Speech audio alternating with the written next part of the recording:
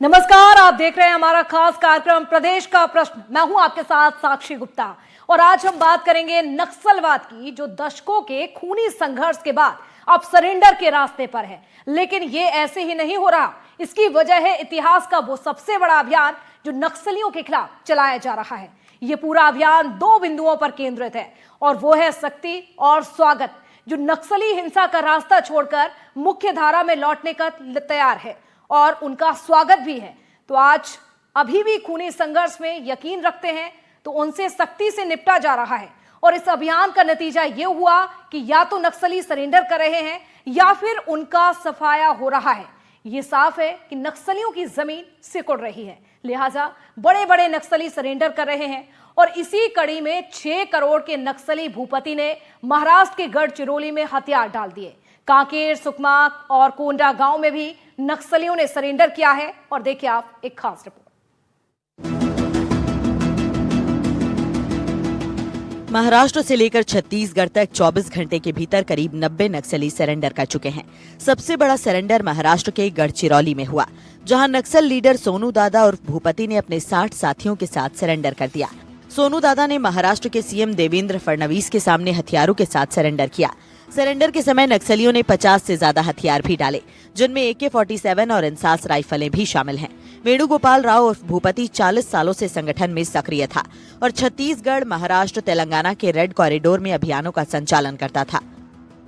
भूपति को कई बड़े हमलों का मास्टरमाइंड माना जाता था। भूपति पर महाराष्ट्र, छत्तीसगढ़, तेलंगाना, ओडिशा और आंध्र प्रदेश में 1 से 10 करोड़ तक का इनाम घोषित था।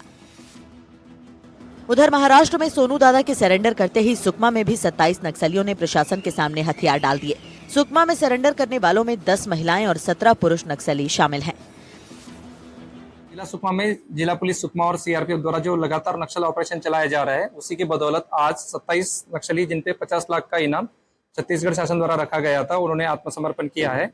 इसमें PLGA battalion number 1 CYAPC OM Lucknow, उसके अलावा अन्य बटालियन के नक्सली सम्मिलित है। उसके अलावा Konta area committee, EOB region, उसके अलावा रीजनल कमांड, इन सभी एरिया से नक्सलियों ने आत्मसमर्पण किया है। सरेंडर करने वाले नक्सलियों में एक 10 लाख का इनामी, 3 नक्सली 8-8 लाख के इनामी, 2 नक्सली 2-2 लाख के इनामी थे। में बड़ा ऑपरेशन चलाया गया था छत्तीसगढ़ पुलिस द्वारा, तो वहाँ कौन कौन नक्सली थे? हिडमा क्या वहाँ मौजूद था? ಅದು ಕರೆಗುಟ್ಟ ಫೈರಿಂಗ್ ತಸಿಟ್ಟು ಬೇನೋ ಬೇನೋ ವಿಡಿಯೋ ಮಾತಾಡ ಪೆದ್ರಿಕೆಲ್ಲ ಮೈಕ್ ಆಗ ಅವ್ರು ಹಿಡ್ಮ ದಾದಾಲ್, ಸಣ್ಣ ದಾದಾಲ್, ದೇವ ದಾದಾಲ್ और कुम दादाल, राजक्का, रेंगू, रग्गू, कल्लू, लक्कू, सनबत्ती असुड़ मक्तर। वहीं कोंडा गांव में पूर्वी डिवीजन को टेलर कमांडर और 5 लाख की इनामी महिला नक्सली ने सरेंडर किया है। महिला नक्सली पूर्वी डिवीजन की टेलर कमांडर थी, जिस पर बयानार थाना में कई संगीन मामले दर्ज हैं। बता दें कि महाराष्ट्र के गढ़चिरौली में जो सरेंडर हुआ वो छत्तीसगढ़ के लिहाज से भी बेहद अहम है, क्योंकि गढ़चिरौली छत्तीसगढ़ में नक्सलियों से माड़ और उत्तर बस्तर डिवीजन से लगता वो इलाका है जिसे नक्सली सेफ हाउस के तौर पर इस्तेमाल करते हैं। और अब गढ़चिरौली में नक्सलियों पर नकेल के बाद छत्तीसगढ़ में नक्सलियों की मुश्किलें और बढ़ने वाली हैं। वेणुगोपाल के साथ 60 अन्य नक्सली, उसमें भी 21 जो ऑटोमेटेड वेपन है और 56 कुल वेपन के साथ एक बड़ी संख्या में लोगों ने पुनर्वास किया है, मुख्य धारा में जुड़े हैं। ये स्वागत योग्य है और पूरे ही नक्सल उन्मूलन के इस लक्ष्य को लेकर के जो काम सरकारें कर रही हैं, माननीय केंद्रीय गृह मंत्री जी अमित शाह जी के और हमारे सभी राज्यों के मुख्यमंत्री भी इस दिशा में काम कर रहे हैं, उस दिशा में आप देखेंगे तो ये मील का पत्थर है, ये बहुत बड़ी सफलता। पॉलिट ब्यूरो मेंबर अभी कुल मिलाकर 4 हैं, उसमें से एक ने आज मुख्य धारा में आना स्वीकारा है। छत्तीसगढ़ में नक्सलियों के खिलाफ सुरक्षा बलों का ऑपरेशन तेज है। अब महाराष्ट्र में भी नक्सली खौफ में हैं, जो नक्सल मुक्त भारत के संकल्प के लिए एक बड़ी सफलता भी है। Bureau report, NDTV। छत्तीसगढ़ समेत देश भर में नक्सलियों पर सुरक्षा बलों का शिकंजा लगातार कसता जा रहा है। जंगलों में अब बंदूकों की गूंज कम और आत्मसमर्पण की दस्तक ज्यादा सुनाई दे रही है। केंद्र सरकार ने राज्यों को खुली छूट दे रखी है नक्सलवाद के खिलाफ अंतिम अभियान छेड़ने की। लेकिन बड़ा सवाल यह है कि पिछले 2 सालों में कितने बड़े नक्सली मारे गए, कितनों ने हथियार डाल दिए और अब कितने खूंखार नक्सली अभी बचे हैं जंगलों में। आइए देखते हैं खास रिपोर्ट।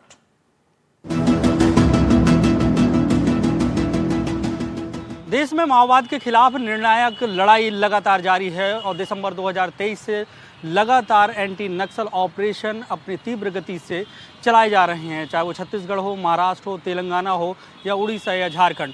लेकिन इसमें सबसे बड़े ऑपरेशन छत्तीसगढ़ में चलाए गए और इन बीते लगभग 2 सालों में 650 से ज़्यादा माओवादी इनकाउंटर में मारे जा चुके हैं। और इसमें छत्तीसगढ़ में सबसे ज़्यादा इनकाउंटर हुए, जिसमें अब तक की जो जानकारी गृह विभाग और छत्तीसगढ़ पुलिस के अनुसार है, उसमें 450 से ज़्यादा माओवादी अकेले छत्तीसगढ़ में मारे गए हैं। और ये एक बड़ी संख्या है जब से माओवाद का उदय हुआ और नक्सलवाद अपने चरम पर पहुंचा।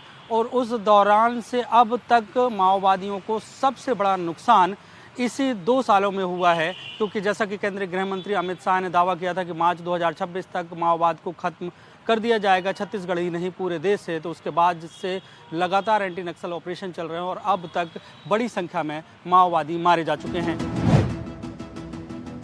छत्तीसगढ़, झारखंड, ओडिशा, महाराष्ट्र, बिहार, इन 5 राज्यों में कभी लाल आतंक का साया गहरा था, लेकिन अब तस्वीर बदल रही है। पिछले 2 सालों से सुरक्षा बलों ने लगातार सर्च ऑपरेशन चलाए, जिसका नतीजा ये हुआ कि करीब 200 से ज्यादा नक्सली मारे गए, जिनमें से 25 से ज्यादा टॉप कमांडर शामिल थे। सबसे ज्यादा ऑपरेशन छत्तीसगढ़ के सुकमा और बीजापुर बॉर्डर पर चला, जहां पे सुरक्षा बलों ने माओवादी मिलिशिया कमांडर शंकर और रीना उर्फ गीता को ढेर किया, जो 40 लाख के इनामी थे। एक रिपोर्ट के मुताबिक 2024 में अभी तक छत्तीसगढ़ में 326 नक्सलियों को ढेर किया गया है। इस दौरान सुरक्षा बलों ने कई बड़े नक्सलियों को ढेर किया। एक साल में 14 बड़े नक्सली ढेर। 1 करोड़ 80 लाख का इनामी बालकृष्ण, 1.5 करोड़ का इनामी बसवराजू, 1 करोड़ का इनामी जयराम उर्फ चलपति, 45 लाख रुपए की इनामी रेणुका, 25 लाख की इनामी मधु उर्फ जंग, 25 लाख के इनामी नीति उर्फ निर्मला, 25 लाख का इनामी रुपेश, 25 लाख का इनामी दसरू, 25 लाख का इनामी रणधीर, 25 लाख का इनामी जोगन्ना, 1 करोड़ का इनामी सुधाकर उर्फ नर सिंहांचलम, 45 लाख का इनामी भास्कर, 40 लाख का इनामी गजराला रवि, 20 लाख की इनामी अरुणा। माओवाद के खिलाफ निर्णायक लड़ाई में अभी तक बड़ी संख्या में माओवादी मारे ही नहीं गए हैं। एंटी नक्सल ऑपरेशन की दहशत ये है कि बड़ी संख्या में माओवादियों ने अब तक सरेंडर किया है। देश भर की अगर बात की जाए तो माओवादियों ने 2500 से ज़्यादा माओवादियों ने सरेंडर किया है और जिसमें अकेले छत्तीसगढ़ में ही 1600 से ज़्यादा माओवादी अब तक सरेंडर कर चुके हैं। तो इससे साफ है कि जो निर्णायक लड़ाई और जो लक्ष्य केंद्रीय गृह मंत्री अमित शाह ने रखा कि मार्च 2026 तक माओवाद को खत्म करना है, तो उसमें एक बड़ी सफलता मिल चुकी है, क्योंकि अब नक्सल कैडर के जो माओवादी हैं वो लगातार सरेंडर कर रहे हैं। साल 2023 से 25 तक 2 साल में 300 से ज्यादा नक्सली ढेर। इतना ही नहीं, नक्सलियों का आत्मसमर्पण भी तेजी से बढ़ा है। 1600 से ज्यादा नक्सलियों ने पिछले 2 सालों में सरेंडर किया, जिनमें कई महिलाएं और नक्सली शामिल है। सरकार की पुनर्वास नीति और समाज में लौटने की अपील ने असर दिखाया है। पिछले 1 महीने में 2 बड़े नक्सली सरेंडर हुए। 1 महीना 2 बड़े सरेंडर। सुजाता केंद्रीय कमेटी की मेंबर, पोलित ब्यूरो की सदस्य। 1 करोड़ का इनाम घोषित था। 13 सितंबर को सरेंडर किया। सोनू दादा उर्फ भूपति केंद्रीय कमेटी का मेंबर, पोलित ब्यूरो का सदस्य। 6 करोड़ का इनाम घोषित था। गढ़चिरौली में किया सरेंडर। माओवाद के खिलाफ चल रही लड़ाई में बड़ी संख्या में माओवादी मारे गए, लेकिन सबसे बड़ी बात ये रही कि सुरक्षा बलों को बड़ी बड़ी सफलताएं मिली, जिसमें माओवाद संगठन के पोलित ब्यूरो मेंबर बसवराजू समेत दर्जनों बड़े कैडर के माओवादी शामिल रहे, जिसमें central committee member, zonal committee member, special zonal committee member शामिल थे। और इतनी बड़ी संख्या में बड़े कैडर के माओवादी इसके पहले कभी नहीं मारे गए। और इसी मामले में केंद्रीय गृह मंत्री अमित शाह ने जब बसवराजू इनकाउंटर में मारा गया तो ये कहा कि बहुत बड़ी सफलता है कि माओवाद के इतिहास में और बसवराजू 30 सालों तक माओवादी संगठन में सर्वोच्च पदों पर आसीन रहा और बड़ी बड़ी घटनाओं को उसने अंजाम दिया। लेकिन लगातार चल रहे एंटी नक्सल ऑपरेशन में जिस तरीके से बड़ी संख्या में बड़े माओवादी मारे गए, उसके बाद से माओवाद संगठन के जो कैडर है उसमें खौफ भरा और बड़ी संख्या में माओवादियों ने सरेंडर करना शुरू किया। सिमट रही है नक्सल जोन। कभी 90 जिलों तक फैला नक्सल नेटवर्क अब सिर्फ 25 जिलों तक सिमट चुका है। छत्तीसगढ़ के बीजापुर, सुकमा और नारायणपुर अब आखिरी गढ़ माने जाते हैं। इंटेलिजेंस इनपुट के मुताबिक अब सिर्फ 150 से लेकर 200 हार्डकोर नक्सली बचे हैं, जिनमें से टॉप लीडर्स हिडमा, बसवराजू और भीम मंडावी जैसे नाम अभी भी सक्रिय है। लेकिन उन पर भी शिकंजा लगातार कसा जा रहा है। ड्रोन सर्विलांस, सैटेलाइट मॉनिटरिंग और डेमोलिशन ऑपरेशंस ने नक्सलियों की कमर तोड़ दी है। किसी को कोई मारना नहीं चाहता। कितने भी काम किए हो, हथियार डाल दो, मेन स्ट्रीम में आ जाओ, मुख्य धारा में आ जाओ, आपका पूरा संरक्षण भारत सरकार करेगी। मगर अब आप हथियार उठाकर पूरे बस्तर को बैन कर बांध में लेकर आदिवासी भाइयों बहनों का विकास नहीं रोक सकते। हथियार डालकर शरण में आ जाइए, आप भी विकास की प्रक्रिया में हिस्सेदार होइए। टेक्नोलॉजी से लड़ाई आसान। नक्सलियों के ठिकाने अब ड्रोन कैमरे से चिन्हित किए जा रहे हैं। फोर्स के पास अब जीपीएस बेस्ड हथियार और बॉडी कैमरे हैं। ग्रामीण इलाकों में मोबाइल नेटवर्क और सड़कों की पहुंच ने भी नक्सलियों की मूवमेंट पर रोक लगा दी। आखिरी दौर में नक्सलवाद। सरकार का दावा है कि मार्च 2026 तक नक्सलवाद पूरी तरीके से खत्म हो जाएगा। लेकिन जिन इलाकों में अभी भी जंगल और गरीबी का राज है, वहां पे नक्सल सोच को खत्म करना चुनौती है। फिलहाल ऑपरेशन नक्सल अपने निर्णायक दौर में है और हर मुठभेड़, हर सरेंडर देश को उस दिन के और करीब ले जा रहा है जब बंदूकों की जगह विकास की रफ्तार देखने को मिलेगी। तो कुल मिलाकर तस्वीर साफ है, लाल आतंक का किला अब ढहने लगा है। लेकिन जब तक आखिरी बंदूक नहीं झुकेगी, सुरक्षा बलों का यह अभियान जारी रहेगा। छत्तीसगढ़ से लेकर झारखंड तक अब बस एक ही मिशन, नक्सलवाद का पूर्ण अंत है। लगातार चल रहे एंटी नक्सल ऑपरेशन के चलते बड़ी संख्या में माओवादी मारे जा चुके हैं और बड़ी संख्या में माओवादियों ने सरेंडर भी किया है। लेकिन जिस तरीके से माओवादी सरेंडर कर रहे हैं, मारे जा रहे हैं और अब जिस तरीके की जानकारी निकल कर आ रही है कि अब बड़े कैडर के जो माओवादी हैं उनकी संख्या बहुत कम बची है और जो सूत्र बता रहे हैं उसके अनुसार लगभग 10 बड़े कैडर के ही माओवादी सक्रिय हैं। और जिस तरीके से केंद्रीय गृह मंत्री अमित शाह ने दावा किया कि मार्च 2026 तक माओवाद को ख़त्म करना है, उस लिहाज से लगातार जो एंटी नक्सल ऑपरेशन चल रहे हैं और बड़ी संख्या में जो माओवादी मारे गए और कम संख्या में माओवादियों के बचे रहना, बड़े कैडर के खासकर माओवादियों को जो पूरे संगठन को संचालित करते हैं, तो निश्चित तौर से ये कहा जा सकता है कि 5 महीने बाद मतलब 31 मार्च 2026 तक, जैसा कि दावा प्रधानमंत्री नरेंद्र मोदी और केंद्रीय गृह मंत्री अमित शाह का है, उसके अनुसार बस्तर ही नहीं पूरे देश से माओवाद खत्म हो जाएगा। रायपुर से कैमरा पर्सन प्रवीण साहू के साथ जुल्फिकार अली, एनडीटीवी। तो लाल आतंक का ये सरेंडर आपने इस रिपोर्ट में देखा। अब आपको ग्राफिक्स के जरिए बताते हैं कि आखिरकार सरेंडर करने वाला कौन है। भूपति।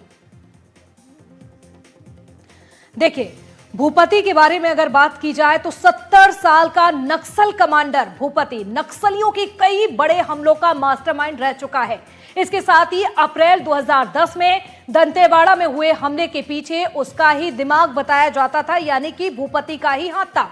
उस भयानक हमले में सीआरपीएफ के 76 जवान शहीद हो चुके थे और इसके ठीक 1 साल बाद यानी कि 2011 की बात की जाए तो उसका भाई और बड़ा नक्सली नेता किशन जी, जो कि पश्चिम बंगाल में एक मुठभेड़ में मारा गया था, उसके सिर पर अलग अलग राज्य सरकारों ने कुल 6 करोड़ का इनाम भी रखा था। इसके साथ ही आपको बता दें, और इसी साल यानी कि 2011 की बात ही यहां पर की जा रही है, भूपति की पत्नी तारक्का और उसकी साली ने हथियार डाल दिए थे। तो सीपीआई माओवादी का नेतृत्व भूपति के फैसले से सहमत नहीं और उसे बागी घोषित भी कर दिया गया। उसे आदेश दिया गया कि वो अपने हथियार पार्टी को सौंप दे, लेकिन भूपति ने सरकार के सामने हथियार डाल दिए और 70 साल का नक्सल कमांडर भूपति आखिरकार हथियार डाल चुका है, मुख्यधारा से जुड़ चुका है, सरेंडर कर चुका है। तो चले अब आपको बताते हैं कि नक्सलियों के सफाई का ये अभियान कैसे तेज हुआ, किस तरह की रणनीति रही और कितना इसको लेकर प्रयास किया गया। देखिए, नक्सलियों की सफाई का यह अभियान 31 मार्च 2026 खात्मे की ये डेडलाइन तय खुद केंद्रीय गृह मंत्री अमित शाह ने किया। इसका ऐलान कई बार कर चुके हैं और इस साल 246 नक्सली मुठभेड़ में ढेर भी हो चुके। जनरल सेक्रेटरी बासोराजू भी ढेर हुआ। सेंट्रल कमेटी के 7 सदस्य बताए जा रहे हैं जो कि सक्रिय थे, लेकिन इन्हें मिट्टी में मिला दिया गया, ढेर कर दिया गया। इस साल 1000 से ज्यादा का यह आंकड़ा है जो कि नक्सली सरेंडर कर चुके हैं। अप्रैल मई की बात की जाए तो अप्रैल मई में सबसे बड़ा अभियान चलाया गया और उस अभियान में 31 नक्सली ढेर किए गए। नक्सलियों की फंडिंग पर भी लगाम लगी है। नक्सलग्रस्त इलाकों में विकास की अब मुहिम भी नजर आ रही है और इसीलिए लगातार कहा जा रहा है कि छत्तीसगढ़ बदल रहा है, आगे बढ़ रहा है। तो कभी देश के 7 राज्यों के करीब 200 जिलों में नक्सली सक्रिय रहे। सरकार के दावे हैं कि अब सिर्फ 38 जिलों तक ही नक्सलवाद सिमट चुका है, यानी कि कमजोर हो चुका है। नक्सलियों से सबसे ज्यादा प्रभावित जिलों की तादाद अब महज 6, इनमें से 4 जिले छत्तीसगढ़ के हैं। और इन जिलों की अगर बात की जाए तो देखिए, बीजापुर, कांकेर, नारायणपुर और इसके साथ ही सुकमा बताया जा रहा है। इसके अलावा झारखंड का पश्चिमी सिंहभूम और महाराष्ट्र का गढ़चिरौली सबसे ज्यादा प्रभावित जिलों में शामिल है और यही वो जगह है गढ़चिरौली जहां पर भूपति, जिसके ऊपर करोड़ों का इनाम रखा गया था, भूपति नक्सली ने सरेंडर कर दिया है। महाराष्ट्र के मुख्यमंत्री के सामने अपने हथियार डाल दिए और इसीलिए कहा जा रहा है कि लाल आतंक अब सिमटता हुआ नजर आ रहा है।